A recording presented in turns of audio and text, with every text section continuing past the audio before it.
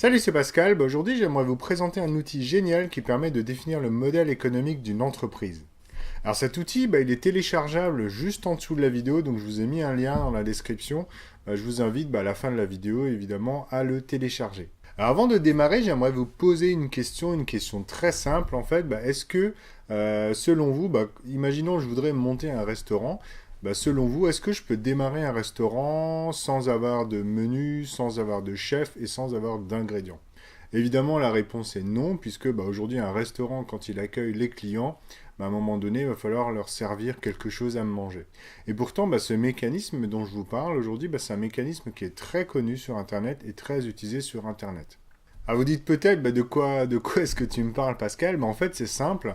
C'est-à-dire qu'aujourd'hui, il y a beaucoup de créateurs de contenu. Peut-être que vous en faites partie. Moi, c'est l'erreur que j'avais faite au début sur mes anciens blogs.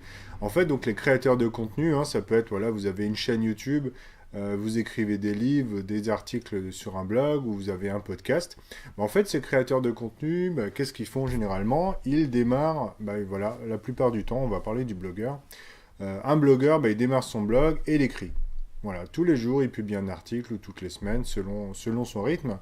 Et puis, il publie des articles sans jamais se demander à un moment donné comment est-ce que je vais générer des revenus. Et donc, si on ne se demande pas comment est-ce que je vais générer un revenu, est-ce que finalement, on ne se trouve pas dans la même situation que le restaurant? C'est-à-dire que j'ouvre un restaurant, j'accueille de la clientèle, et puis finalement, j'ai rien à vendre. Donc, il faut bien faire la distinction aujourd'hui, quand on a un blog, une chaîne YouTube ou bien un podcast, etc., tant qu'on ne gagne pas de l'argent et tant qu'on ne s'est pas posé la question comment gagner de l'argent, finalement, c'est pas un business, c'est pas un vrai business, c'est pas une entreprise. Et démarrer un business, c'est se poser des questions qui sont parfois simples, mais il suffit de les poser.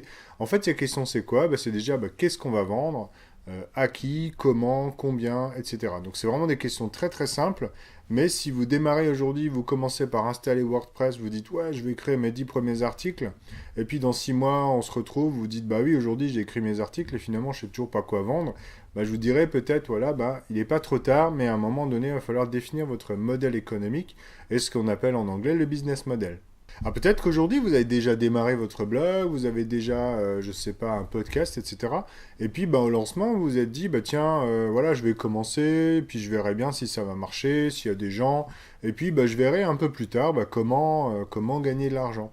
Eh je vous dirais, c'est pas catastrophique, mais effectivement, il y a un moment donné, quand on se pose pas la question en amont, pardon, peut-être que voilà, votre stratégie pourrait être différente. Aujourd'hui, quand on imagine la pub, j'en ai parlé dans une vidéo ce matin sur Facebook, la pub en fait sur YouTube par exemple rapporte en moyenne 1 euro pour 1000 vues, d'accord? Donc si vous voulez gagner, imaginons, voilà, 5000 euros de chiffre d'affaires par mois, ce qui permet d'avoir grosso modo un revenu entre 2000 et 2500 euros selon vos charges, etc., vos statuts. Voilà, pour avoir donc 5000 euros de chiffre d'affaires mensuel, écoutez bien, il faudrait environ 5 millions de vues sur YouTube tous les mois. Attention, donc c'est bien tous les mois. Donc évidemment, quand on réfléchit comme ça, on se dit, mais attends, c'est complètement, c'est complètement surréaliste. Oui, 5 millions de vues par mois. Je vous garantis qu'aujourd'hui, dans les YouTubeurs français, il n'y en a pas beaucoup qui ont ça. Et du coup, gagner de l'argent avec la pub, c'est pas du tout le modèle le plus intéressant quand on fait du contenu. Si vous voulez gagner de l'argent avec la pub, en fait, la seule manière de faire, c'est un média de masse, c'est voilà, la télévision, le JT de 20 heures, voilà, la pub qui avant, évidemment, il y a des millions de gens qui regardent, et donc c'est comme ça qu'ils gagnent de l'argent. Vous, si vous faites du contenu qui est dédié pour une audience limitée, ciblée, comme par exemple moi je parle aux entrepreneurs, des entrepreneurs du web, il n'y en a pas des millions aujourd'hui, en France en tout cas, donc forcément, moi, je ne vais pas cibler la pub voilà, qui est utile pour un média de masse. Et donc, pour réussir, qu'est-ce qu'on peut faire? Vous allez me dire, oui, moi, j'aimerais démarrer un business, ou bien j'ai déjà démarré un business, donc qu'est-ce que je vais pouvoir faire pour rectifier le tir? La solution, en fait, elle est simple, c'est de ce dont je parlais avant, il suffit de définir votre modèle de business, votre modèle économique, pardon, et donc ce qu'on appelle en anglais le business model. Donc on va voir ça maintenant dans la vidéo. Donc je vous rappelle juste que le modèle dont je vais parler, il est téléchargeable. Suffit de cliquer dans le lien qui est juste en dessous de la vidéo, d'accord? Donc c'est dans la description sur YouTube. Et puis donc on va attaquer un petit peu la présentation de ce modèle. Voilà, donc comment va-t-on faire pour définir son modèle économique ou business model? La première chose à faire, c'est que voilà, on va se poser des questions sur la proposition de valeur, c'est-à-dire qu'est-ce qu'on va proposer, à quel client, et puis comment leur vendre, qu'est-ce que ça va générer. Donc c'est tout un tas de questions à se poser qui sont regroupées dans 9 domaines, d'accord? Donc c'est la méthode dont je vais vous parler, elle est basée sur le business model Canva, donc c'est on va dire une méthodologie qui a été inventée par les Américains. C'est pas moi qui l'ai inventé, par contre je l'ai adapté pour les créateurs de contenu. Alors on va tout de suite voir donc ce modèle en détail, donc je vais vous présenter ça sur mon ordinateur. Et voilà, donc si ça vous intéresse, vous pourrez le télécharger donc directement en cliquant sur le lien dans la vidéo. Et je vous ai également préparé une vidéo complémentaire qui présente vraiment le modèle en détail. D'accord, donc moi je vais la présenter rapidement, mais si vous souhaitez aller plus loin, il suffit de cliquer sur le lien dans la vidéo, et puis vous pourrez télécharger donc ce modèle pour plus une vidéo explicative qui vous expliquera en fait comment partir de votre situation actuelle, et puis comment remplir ce modèle pour vraiment avoir un modèle économique défini, clair et précis. Voilà, donc je vous présente le business model Canva pour les créateurs de contenu. Donc c'est vraiment ça que j'aimerais vous présenter et puis surtout vous aider à le remplir. Donc en fait, comment ça se présente? Donc c'est simplement un tableau, vous voyez, avec 9 zones différentes. Et en fait, je vous ai mis des numéros devant chaque zone qui permettent en fait de définir un ordre. C'est-à-dire que vous allez commencer par à remplir la zone numéro 1, puis la 2, puis la 3 jusqu'à la 9. Alors comment ça se présente? Donc en fait, on va simplement définir ici différentes choses. Donc je vous zoome un petit peu. Donc on va commencer par la proposition de valeur. Donc je vais essayer d'aller très vite. Comme je l'ai dit tout à l'heure, il y aura une vidéo complémentaire que vous pouvez télécharger qui détaille un petit peu plus tous ces éléments-là. Donc en premier, on commence par la proposition de valeur. Donc l'idée, c'est de définir en fait qu'est-ce que vous proposez à vos clients, quels sont les problèmes que vous allez résoudre. Ensuite, en 2, on prépare ici, on va remplir l'audience, c'est-à-dire pour qui allez-vous créer de la valeur. D'accord? Donc on peut essayer de découper ça en segments. Donc un segment de marché, c'est par exemple les entrepreneurs, et un sous-segment, c'est les entrepreneurs stressés, par exemple, et encore un sous-segment, c'est les entrepreneurs stressés avec une entreprise profitable. Voilà, donc vous pouvez imaginer comme ça des segments particuliers. Voilà, on peut définir les caractéristiques. Et ensuite, cette audience-là, à un moment donné, vous allez proposer votre produit, d'accord, grâce aux canaux de distribution.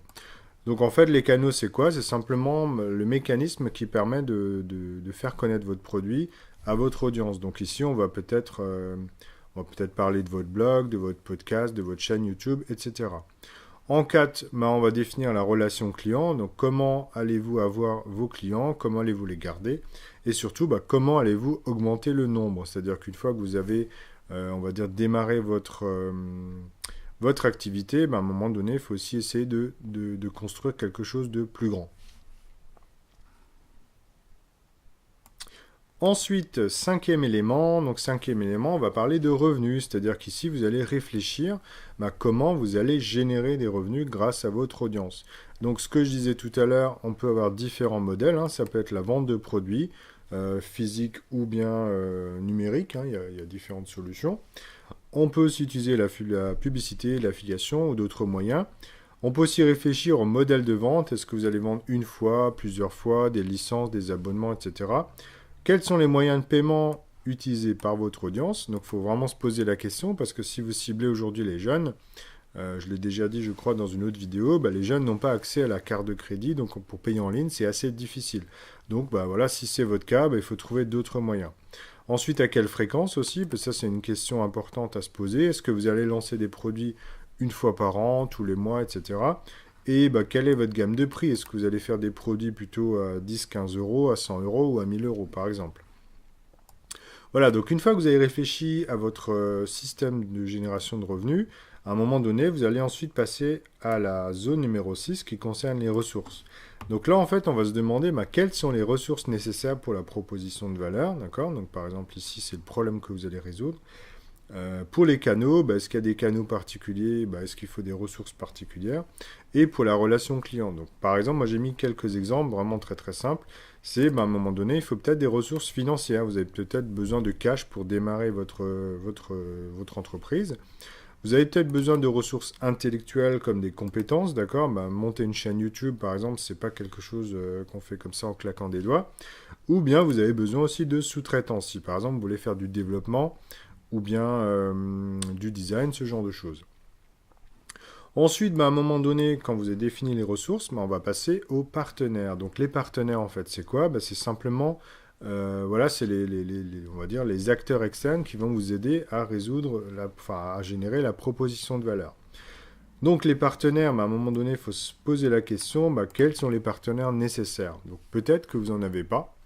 Moi, je pense que très souvent, il y a des partenaires et très souvent, on n'y pense pas dès le début. Donc, quels sont les partenaires? Par exemple, dans un business Internet, les partenaires, ça peut être, si on fait de l'affiliation, les partenaires, ça va être des revendeurs de nos produits. Si vous voulez, par exemple, être référencé sur d'autres plateformes, les partenaires, ça peut être ces plateformes-là. Voilà.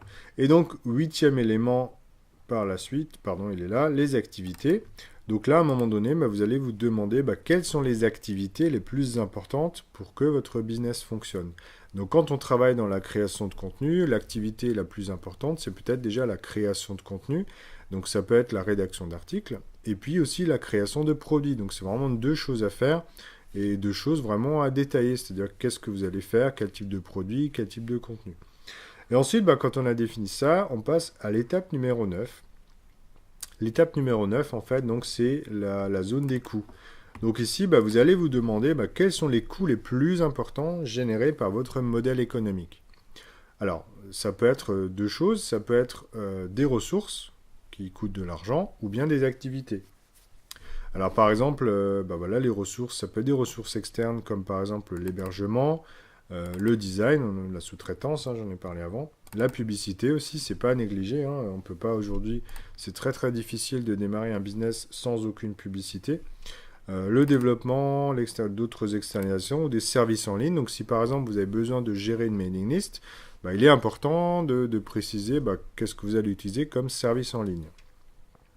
Ensuite, il y a aussi une question importante qui, même dans toutes les entreprises, c'est à un moment donné, quels sont vos coûts fixes et vos coûts variables. Donc les coûts fixes, c'est quoi? En fait, c'est les coûts qui arrivent, peu importe le chiffre d'affaires généré. C'est-à-dire que vous gagnez 1 euro ou 100 millions d'euros, vous allez avoir les mêmes coûts fixes. Donc par exemple, c'est quoi? Ça peut être par exemple les salaires, d'accord? Vous avez 3 salariés, les coûts seront fixes, peu importe votre chiffre d'affaires généré. Par contre, vous pouvez avoir des coûts variables. C'est par exemple votre système de paiement. D'accord? Si par exemple, vous utilisez PayPal, imaginons, PayPal prend peut-être, j'arrondis à 3% de frais. Ici, vous avez bien des coûts variables, puisque si vous gagnez 1000 euros, on aura 3% de 1000 euros. Et si vous gagnez 1 million d'euros, vous aurez peut-être 2,5%, parce que les frais diminuent, mais toujours de 1 million d'euros. Donc ça représente quand même déjà quelque chose d'important. Donc ce qui est vraiment important, c'est de se poser la question, dans mes coûts, d'accord, qu'est-ce qui est fixe et qu'est-ce qui est variable. Voilà, donc ça c'est l'idée. Je ne vais pas forcément détailler plus, comme je vous l'ai indiqué avant, je vous ai proposé donc juste sous la vidéo ce document-là à télécharger au format Word, donc vous pourrez le remplir, d'accord. Donc moi je vous ai mis des questions pour vous aider. Ça permet de démarrer. Et je vous propose également une vidéo en complément qui vous explique ça de manière un peu plus détaillée. Voilà, donc je vous invite évidemment, comme d'habitude, à passer à l'action. Alors, ce modèle peut aussi être utilisé pour d'autres types de business, éventuellement Internet, puisque c'est tiré des startups. Donc, si vous voulez aujourd'hui créer par exemple, un site e-commerce, ou bien si vous voulez vendre d'autres types de produits, évidemment, vous pouvez l'utiliser. Je vous invite également, si vous connaissez des personnes peut-être qui auraient besoin de ce modèle, si ce modèle peut les aider, je vous invite évidemment à partager ce document-là. Il n'y a pas de souci, si ça peut les aider, tant mieux. Et puis donc, je vous dis à très bientôt dans la prochaine vidéo qui va arriver demain. Salut!